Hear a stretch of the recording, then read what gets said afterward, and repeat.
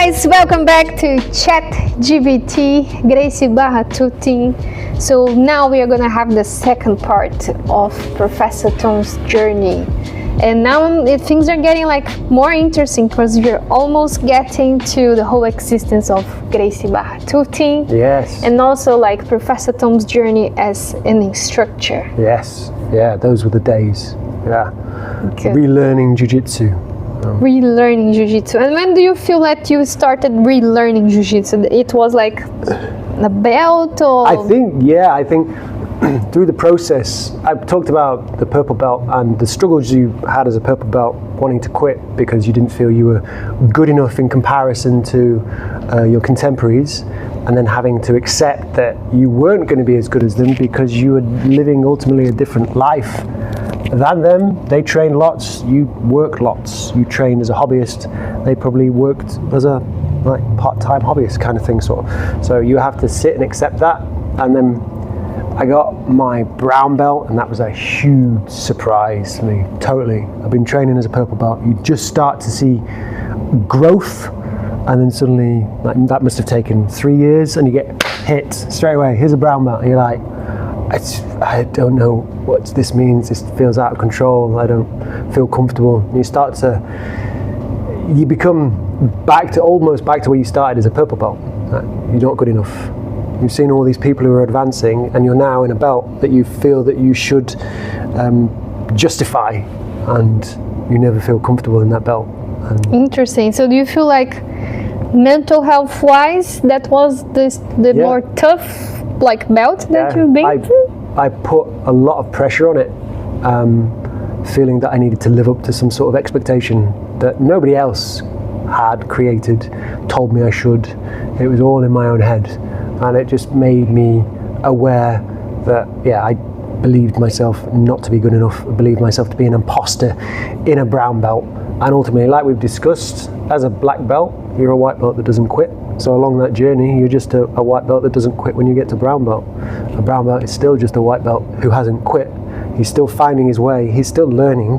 And because I put so much pressure on it, I caused myself mental health related issues, and that led me to almost recognize how that impacts on your ability to be present when you're rolling, when you're training, and how when you're not present, certain things happened.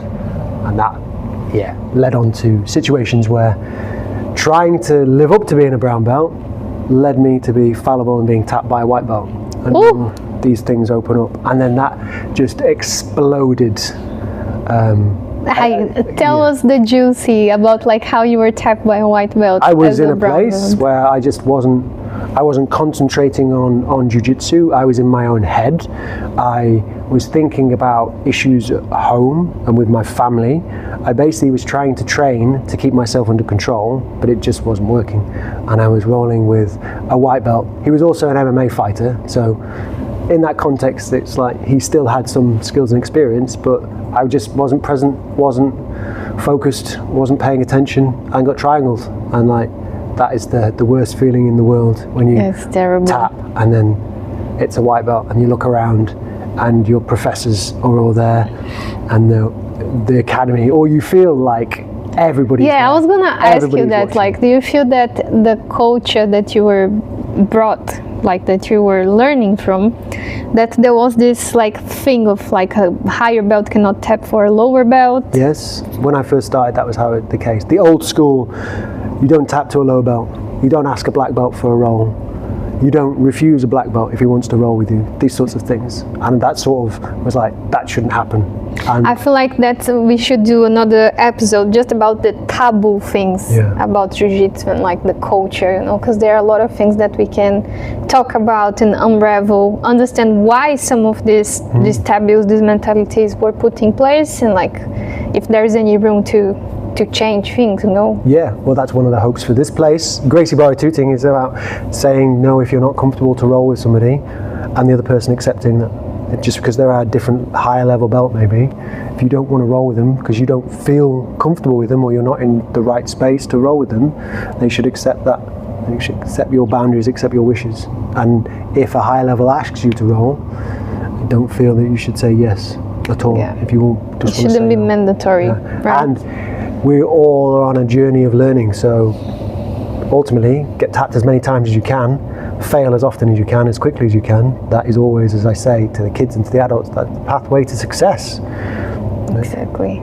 So Tom, going back to this small failure that you have where you were tapped by a white belt. So looking back at it now, it is a tiny failure. At the time, it was my entire world.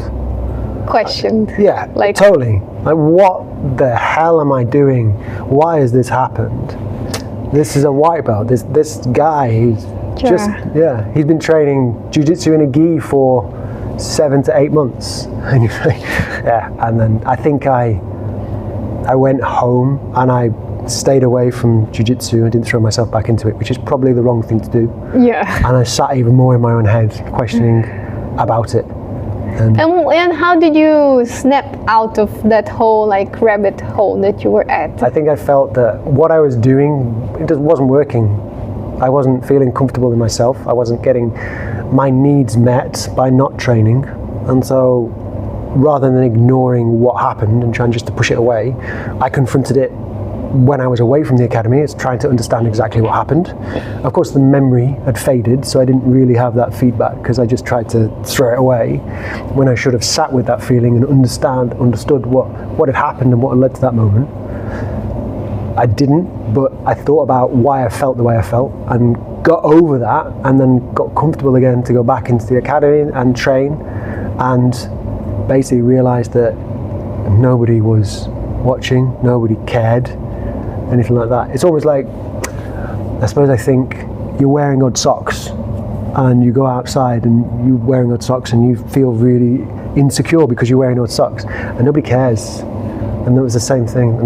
Like, it happened, nobody cares, nobody's going to write a novel about it, nobody's going to produce a film on it. It's just one of those things, you know, like. And then I started to take that back and understand what had led to that tapping by a white belt, and just remembered and got round to the point that it was about being present in the moment of jiu-jitsu. That's what keeps you focused. That's what stops everything else permeating your thoughts and allows you to be sort of meditative in that state of rolling. So it kind of helped you to become a better practitioner, basically. Yeah, a better practitioner. Like it put you back into a better place, I guess, in terms of like, no, I need to really focus. Yes, it was one of those dark moments that you think is going to last forever, and then you see the light, and then it gets bigger and bigger and bigger, and you get through it, and you realise after you look back at it what was the problem in the first place. Like, and what was the other like positive things then that came after that? Well, it allowed me to train. It allowed me to then really feel comfortable being a brown belt and understanding that now. And then I started training more and more. I started to learn how to be a brown belt. At the time in Gracie Barra, it was foot attacks weren't present, so you didn't do anything up until you got to your brown belt, and then knee bars and everything else was suddenly available to you. So then you had to relearn your jiu-jitsu because you leave yourself exposed, like you do when you're a white belt and you go to be a blue belt. You realise your wrists are all over the place, and then you get tapped with lots of wrist locks when you first start being a blue belt, and then eventually you don't, because you realise what you need to do with your wrists. The same thing happened, what you need to do with your knees, your legs, your feet, your ankles, all this sort of stuff. And you get comfortable, and I got comfortable doing all that and learning myself as a brown belt. And then one day it was just noticed that I was in the academy on a day when the head professor was there, and he sort of mentioned whether I'd be interested in doing some teaching. That was great to hear from him, to say, I recognise that you probably might be good at explaining jiu-jitsu to people, when I'd struggled to try and explain jiu-jitsu to myself. So I was like, quite cool in that sense. And I took up a position just to, I think it was a Sunday, taking the 12:30 Sunday class, which was really good. Ultimately, nobody else wants to do a 12:30 on a Sunday. So I got to do that, which was great. It was really good, learning to be an instructor through the ICP process, getting certified, then getting exposed to then all the coaches and all the opportunities the coaches had. So then days off became, you trained at the comp class with the coaches, and then your jiu-jitsu just improves because you're doing more jiu-jitsu. And when you're teaching and having to explain positions to people, you have to understand them in quite a granular detail, even though it's quite basic. And you need to make stuff that looks quite hard, quite easy. So that sort of exploded my understanding of jiu-jitsu, and sort of I got this sort of light bulb moment where I was like, I actually enjoy doing this. I get joy from it. I get joy now teaching, and then I got joy teaching when I had a day job which wasn't that joy filled. So I was like, I'd rather do this sort of thing. And the opportunity then was like available to teach. So and how many classes were you teaching? Like at the time as a brown belt, one or two. I did maybe 2 a week, a no gi session and then a gi session on a Sunday. Not that many really, but enough to realise that that's what I wanted to do. And since we are talking about teaching, was there any moment that just confirmed that was like the path that you wanted? Because I think for me, I was teaching and then it was just like, this is it. Like I don't need to look for anything else. If I could spend the rest of my life just teaching jiu-jitsu, I would be incredibly fulfilled. Yes. Even more as like than if I had to compete or just the practice itself. It was a case of watching, but it's not watching. You teach people things, and I would teach people things, and they wouldn't get it. And then you start going, oh, am I actually any good at this? But then you change up the way you're teaching and you see that it clicks for them, and they actually are then doing what you've taught them in a position and then doing what you've taught them in a role.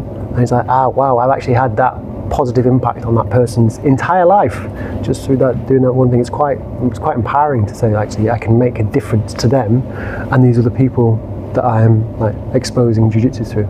So like then it started to ignite this sort of passion to teach them jiu-jitsu. And do you feel like you ever had like one, because I have a couple of achievements as an instructor, as someone that was teaching, that was just like so good, in the sense of like, I had this student, he was like 3, maybe 4 years old, and he didn't have a lot of aggression within, like a lot of fire. And he arrived shy and dull, you know, and then after a couple of months, he was feeling more confident, and then he was able to do something what, like, for me, it felt like he won the IBJJF. Because he was always be beaten up by the other kids and all of that, and he was struggling, he didn't have a lot of fire. But then one day a kid like was in the mount position on him, and he was able to escape with the right technique. And that for me just felt like, man, this is Brazil is winning the 5th time the World Cup, you know, the soccer World Cup. Yeah, so I had one of those moments. It wasn't a kid. I didn't teach kids until much later. It was an adult who was a blue belt and must be maybe 110 kilograms tall, similar size to me, really big. And I'd had the idea, because the majority of the class was smaller individuals, more slender, sort of similar frame to me, of doing some berimbolo back takes from half guard. And this guy, massive, couldn't do it. But then keep plugging away with him, and then you watch a 115 kilogram guy do a rolling back take on another individual that's a similar size to him, and you're like, this is amazing. Like, how is that? It shouldn't be physically possible. And you see it and you're like, this is great. And then like, that's what then you want to do for all the other people. If he can get it, then then spread it to everybody else. But it didn't come without its challenging, because what challenge is, you have that, I still had that imposter syndrome while I was starting to teach. You need to get comfortable first in teaching. You need those moments to then sort of reaffirm that you're actually good at this. You can make a difference and you can improve people through jiu-jitsu. Now about imposter syndrome. If someone feels like an imposter, what questions do you think they should ask themselves? Why do I feel like an imposter? What is it about what I am doing or what I've been asked to do that makes me feel like I'm not qualified to do it? and then go on that journey of interrogation. Just keep asking why. It's not just at this level. There are other coaches, and I hope one of them will come in and give their story of how they still struggle with it. And it's a constant struggle, a constant battle, because you face it a lot.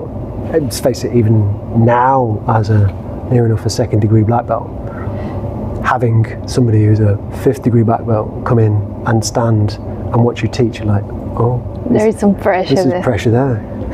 I kind of lean into it. I'm like, well, I'm comfortable in my own skin that this is how I teach. And if you want to give me feedback and constructive criticism about what I'm doing, how I can improve what I'm doing, excellent. But I'm going to do what I'm doing.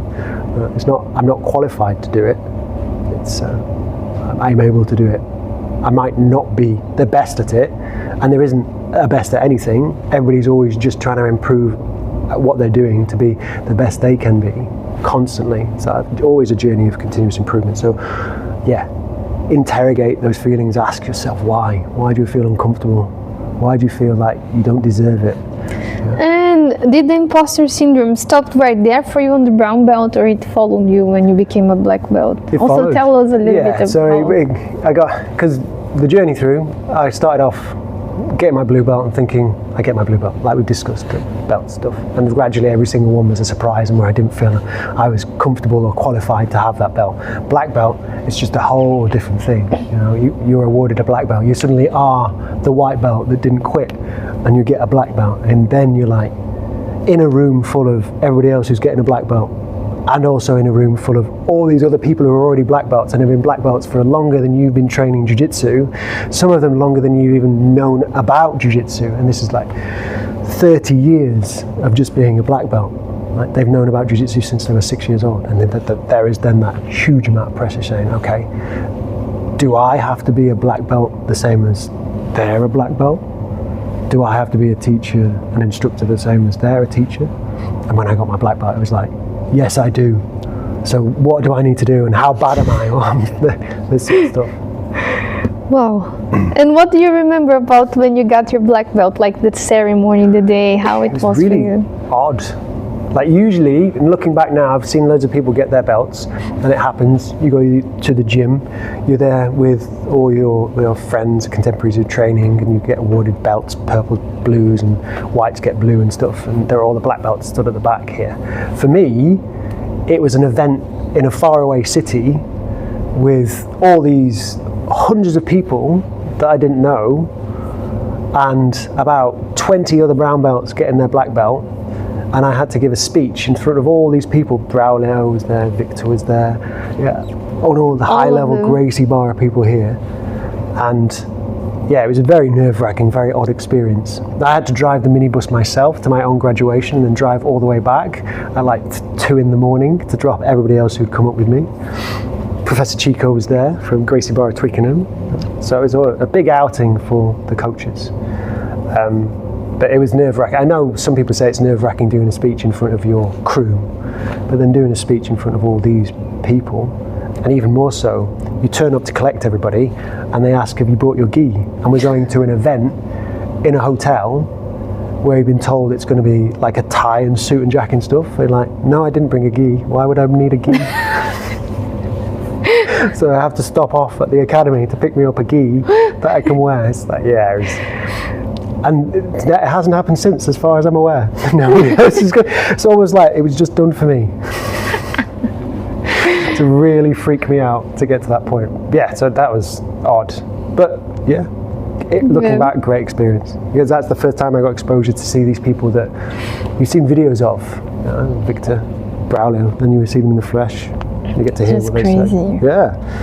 And what was the year, Tom? Like, was it before pandemic? No, 2019, December 2019. So I had right before. Yeah, I was. That's when I also got like my brown belt. The pandemic. Yeah, it was 3 years, 3 months of training, 3 months of teaching, 3 months of hearing whispers of something happening, and then suddenly out of nowhere, lockdown. Just as like I'm training as a black belt, I'm feeling really good about myself, I'm doing teaching, I'm really improving myself, and then suddenly everything shut. Nothing happened. Like all the kids who are now several years behind where they should be because schools were shut and they had to do all the learning on side. So I can't say that I empathize. I do empathize with that situation where I say I can't relate to it, but I did have that experience where for near enough 2 years of being a black belt, the only time I could put my gi on was in my lounge and then try and do solo jiu-jitsu positions with a doll kind of thing that I'd filled with rags and sand to try and imitate another human being. It was bleak. It was bleak. But I feel like my experience was because I didn't practice. I really didn't practice. We heard of all these like hidden practices and people practicing together. I didn't feel comfortable to go to any of those. So my brown belt, I didn't learn almost no leg attacks. That's until like a very weak spot for me, the leg attack, because the time that you're supposed to focus more at that, which is the brown belt, we had the COVID thing. So I kind of was grateful for that when it came back and I was a black belt. I spent a lot of time in my lounge with my dummy just doing leg attack stuff, but you don't get the feedback. So it was fun to come back out and then practice on a real human being for that sort of stuff. So I had a little bit of knowledge, but nowhere near enough. And yet, like you, there were people at where I used to train that were doing secret practices to keep jiu-jitsu going, but I was offered to go and train with them to keep training, and I would have done, like hands down, had it not been for that. My wife got COVID and then got put in intensive care. Oh, so sorry to hear that. Yeah, she got taken away in an ambulance, and it was really like distressing because at the time it was happening all over to loads of people. So you get put in an ambulance, you had no idea where they were going. And what's going to happen next? Like if they're going to come back, crazy stuff. Yeah, but came out of COVID, and the opportunity presented itself to be part of West Kensington, Gracie Barra, West Kensington, as a professor there, head professor kind of, a senior instructor at least, taking the sessions and helping Sula May when she was program director there, and teaching the kids and stuff as well. So that was really cool. And so what classes were you teaching? The adults, the kids? I was teaching the adults, the fundamentals and the GB2 sessions, sometimes a few no-gi sessions as well. So I tried to do as much as I could. Now, the work situation was still the same. I was still full-time, but after the pandemic, it was very much allowed that you could work from home pretty much 50% of your time. Then I started to, at this point, I'd already decided that the job wasn't for me, and I wanted to try and save up as much as I could to explore the opportunity of doing what I'm doing now, luckily, full-time. But at the time it was, how do I work from home more to be able to train more?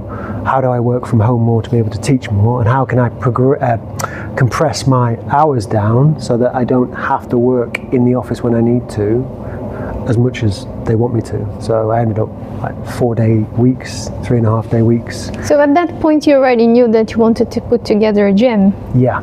Yeah? I wanted to do something like that, yeah. And what knowledge you had? Because the role of teaching is absolutely different and distant from actually managing a gym. Yes, totally. I have no gym management experience whatsoever. I have no business management experience, with the exception of owning my own business and being a consultant for many years in and around sort of quantity surveying and commercial stuff. So opening a gym was a massive learning opportunity and learning curve. And it was a case of, well, I had a situation that occurred in one of my closest friends, died, took his own life. I'm so sorry, Tom. Thank you. And it got to the sort of just thinking, well, if I don't do something that I think I should do now, then I'll probably never do it. What's the point of living like that situation? Just working for the weekend, like I was doing when I was on the construction site, and trying to just have money to go on holiday to some places. Why not do what you want to do where your passion is lying currently, which is teaching and seeing the benefits that Jiu-Jitsu has, but do it on a bigger scale, and you have more influence in being able to change people's lives through Jiu-Jitsu. So I think that situation, learning about his death and then just making the decision that it was going to be sort of now or or never. That it's like, what's the worst that's going to happen? It could be tomorrow, it could be me. I could walk out the front door and it could be it. That could be it. That could be the end. It could be the end. Yeah. And Tom, so since you had that idea, like, did you plan to open the gym? Once you realized you wanted that, you mentioned about saving money, and I think that's very wise. Really wise. Saving money. I had some savings and the opportunity to purchase Gracie Barra West Kensington came up, and I thought that would be a really great way to start because it was already embedded in the community, it was already there, I already had a connection with the students. It looked like a great opportunity to grow it for the surrounding area, but unfortunately decisions were made and it didn't come to fruition. Basically offers weren't accepted and it was backed out of in terms of as a deal to purchase it. Looking back, the right decision now, because subsequently it doesn't exist. So yeah. And then what brought you then to Tooting? Why did you choose to move to a different neighborhood? Just to see what areas had jiu-jitsu and what areas didn't. If you find an area that's got jiu-jitsu already, then people already know about jiu-jitsu. You've got already ready-made competitors, so why not explore an area that doesn't know about jiu-jitsu? It's going to be hard to introduce it to people, but you are basically the sole jiu-jitsu academy in the area. Build the community and grow it from the inside out and make a difference to an entire area with what you believe jiu-jitsu can do for it.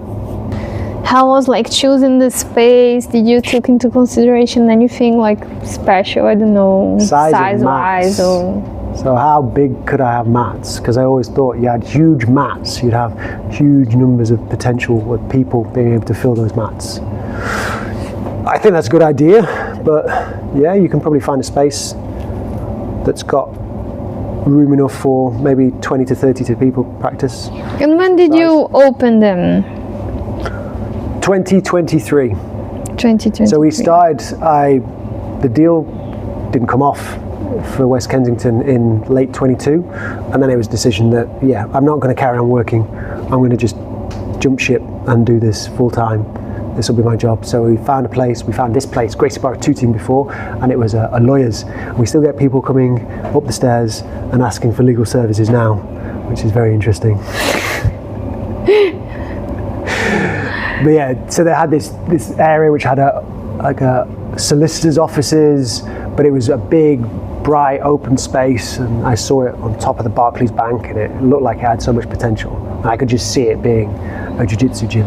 And I feel like the greatest thing about this location is like how many transportation it's close by. So we had Tooting Broadway, we had the Tooting station not far away from here. All the bus routes. Lot of buses. So I came when I was scoping places out. I decided I didn't want to go too far away from home. I needed to be at least half an hour bike ride away. And I came and sat in Cafe Nero across the road and sat from 6 in the morning till 9 in the morning, just counting the people that went past the front of this property. And there was over 2,000 people. And I thought, well, if there's 2,000 people just walking past towards the tube station, there must be thousands of people in the area who don't know anything about what we're doing here or what we want to do here. So we can expose and sell jiu-jitsu to them and improve their lives through jiu-jitsu. That's not something else.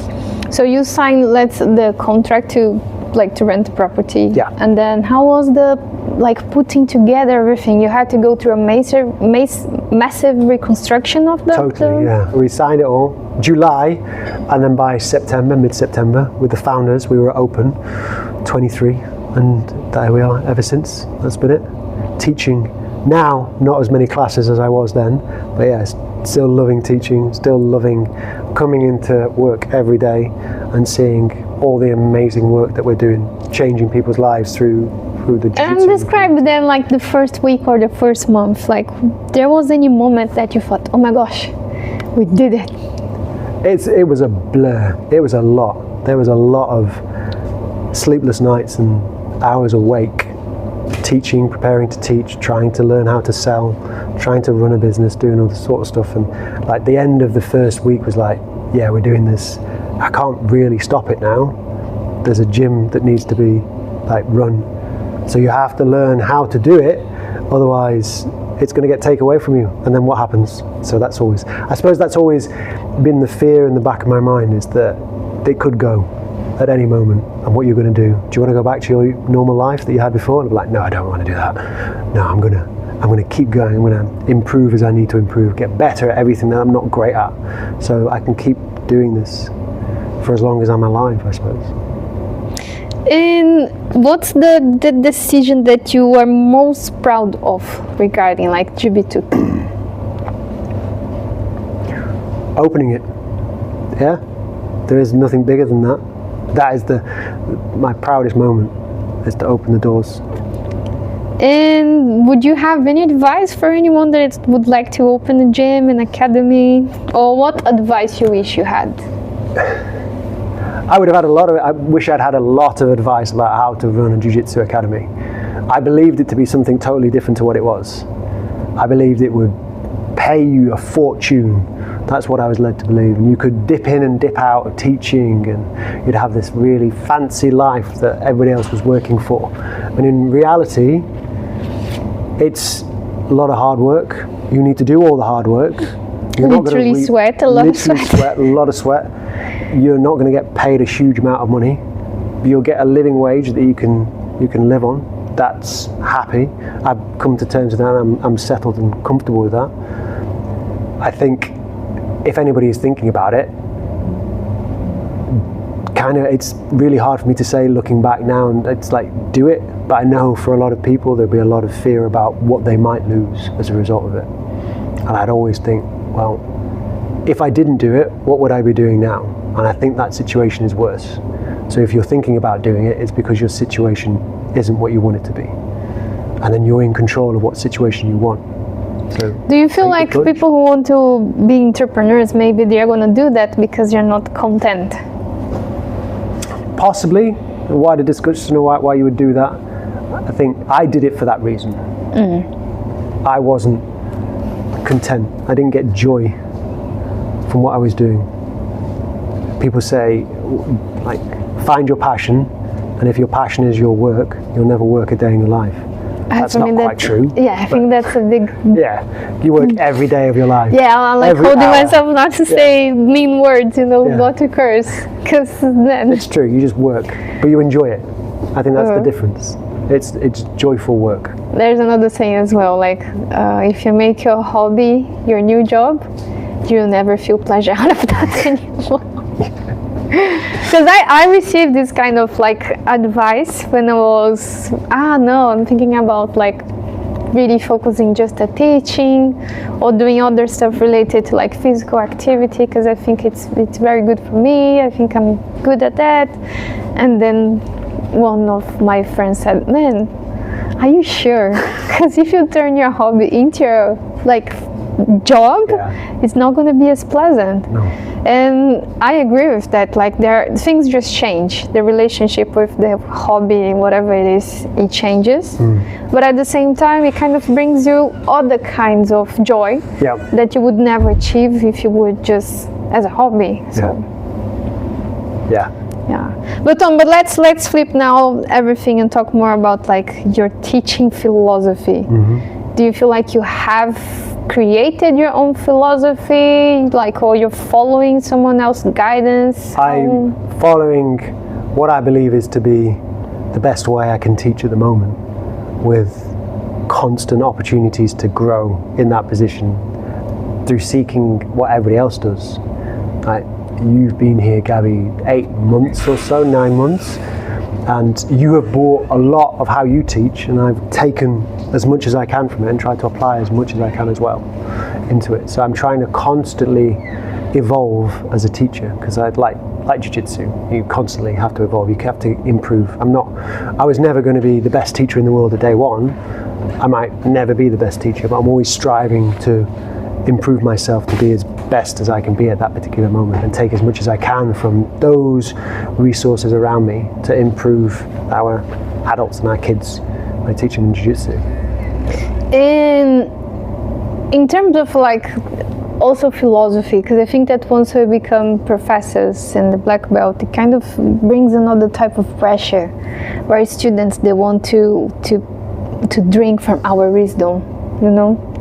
So what kind of guidance and like support you try to offer your students in their journey? Yeah, so I think I have been quite vulnerable with them at points to say, this is what I know and I understand, but if you're coming to me with a question that I can't answer, then I'll go away and find an answer, or we'll work through and get you the answer together. There was a lot of times when I first started, it was like, I need to know everything, just in case that question arises.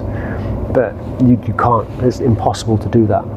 So you have to be comfortable with that sort of gap in your knowledge and your ability to teach, but then being, like, I say vulnerable, I use that word just to explain and accept that you have that limit to your knowledge at that point, but you're constantly trying to fill that gap with the right information to answer that particular question. So many questions, but the next one that I would like to hear, because that's something that I always think to myself, you know, it's all about like security and safety on the practices, like, because as the main responsible, the main professor, when you are teaching, when you are the main one, you are kind of responsible for the safety of everybody. Yeah. So I always question how I'm going to make these environments more safe, you know, for everybody in terms of like emotionally, mentally, and physically. And how do you see our role to make this space safe? I see everybody has a responsibility to keep the space safe. But understanding what safe means can be very different to a lot of people.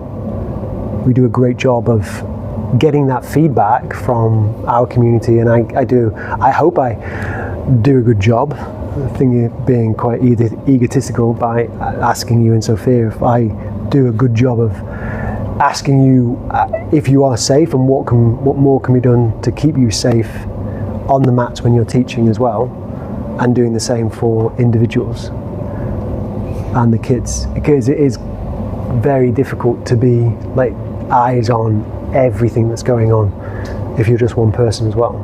Yeah, things can change, like happen very, very quickly. Very quickly. Like very quickly. I feel like if we are not 100% present, and even when we are 100% present, there is still a risk that someone can leave the dojo with a very serious injury, like a broken bone. Yes. You know? Yeah. Touch wood. Never happened. Never happened. Have you seen someone breaking bones before in the dojo? Because I have. I did, but it wasn't for jiu-jitsu, so it was something else. Yeah, broken leg. That wasn't pleasant for him. Oof. Yeah. Oof. Yeah. But being mentally okay allows you to be able to focus on the safety and risk mitigation of the entire class that's ongoing. So it's then being okay as a team to check in with each other and say when you're not okay, and then me as a manager and as a head professor taking you out of that situation that could cause problems to yourself and problems to us, problems to the academy, and problems as a business. I feel like a part of our job as professors, as like coaches, head coaches, is like putting a lot of boundaries that are aligned with keeping everybody safe.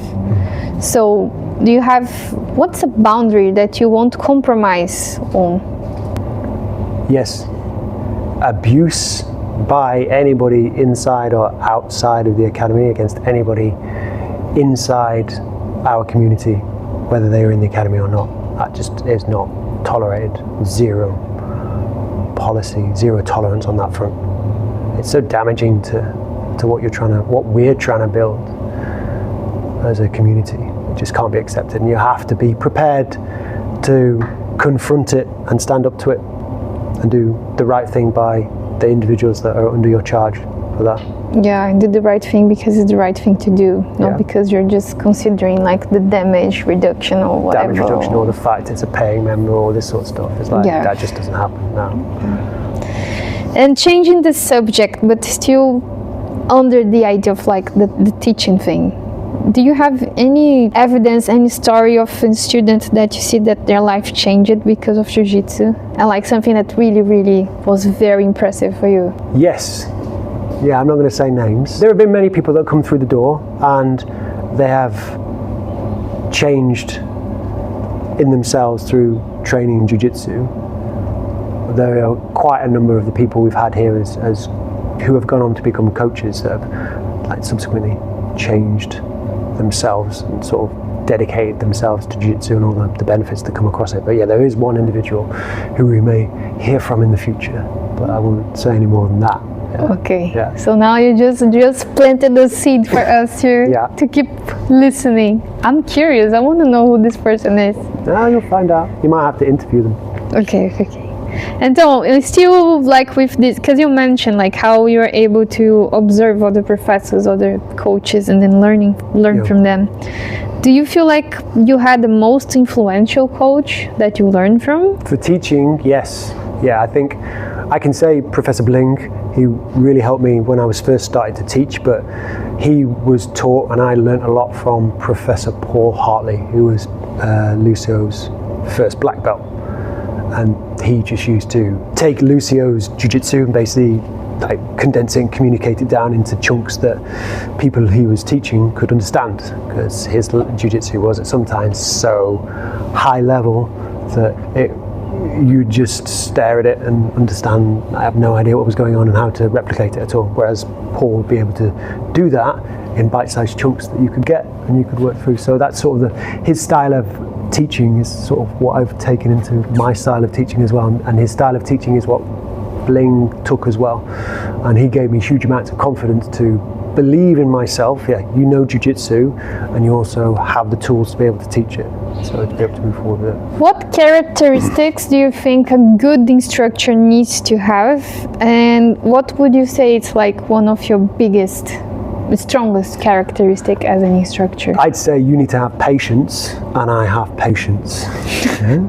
Because you will do a show position and everybody will watch you do the position 3 times and they will go off and do the position themselves. 20 seconds later it looks something different, but you can't get frustrated. It's that patience to then go back and understand why they've got to that point and just sort of remind them and like break down even more in a sort of one-on-one what they need to do in order to do that technique that you showed, that you thought was so easy and straightforward. And that's the other thing as well, sort of that understanding that you are a black belt, so everything you're finding that's so easy and straightforward to somebody else who doesn't know any jiu-jitsu is just this like brand new thing. To them it's just out of the world. You have no idea how to do it, how it works, what goes on. So yeah, patience. Yeah. I'd say patience. The same with the kids, as you know. You need patience, but for different reasons. And okay, now to finish this whole episode, yes, I have 2 more questions. So the first one is, what legacy do you want GB Tooting to have in 5 years? In 5 years, I want the Academy to have reached every area of this community. That doesn't mean we've got 500 students. It means that there is awareness of what we do in the schools in the area, that there is a place to practice Jiu-Jitsu, that there is an opportunity for parents, kids to practice self-defense, that they know that we're here and then we can make a difference for their child and we can make a difference for them if they're an adult, if they choose to.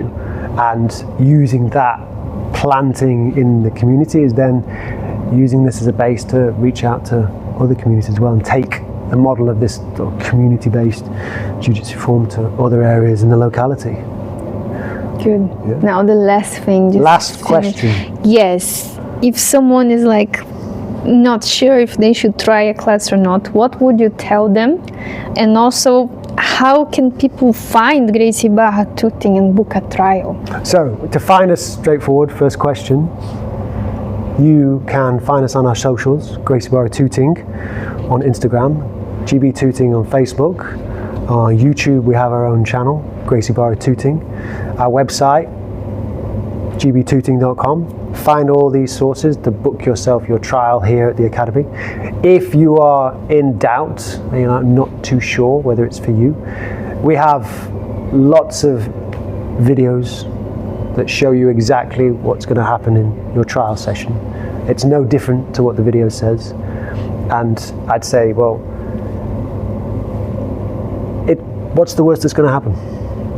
You'll fall in love with something, or you won't. And if you don't, that's it. You don't. You don't. Yeah, you move to something else. You try something else. Yeah, at least until you you learned find what something you're new. looking for. You did something different. I think Jiu-Jitsu should be tried by everyone. It might not be for everyone, but it is for anyone who wants to give it a try. And I believe that if you give to it, then it will give back to you so much more. Definitely.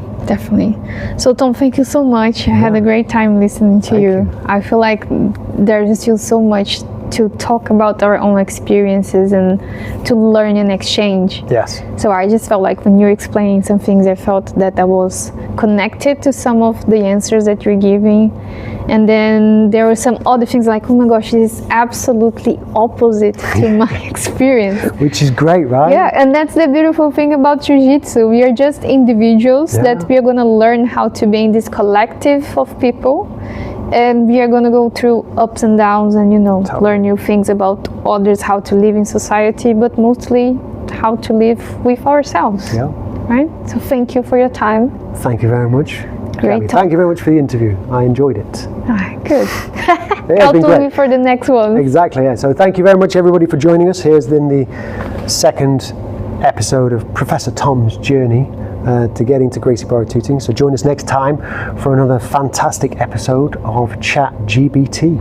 Exactly. Please remember, if you want to make questions to us about our experience, about the teaching aspects as practitioners, we are going to gather them all together and answer them. Well, we're going to have a special episode one day. Just for the questions and answers, that's it. Looking forward to that. Yeah. See you next time, guys. Bye. Ciao.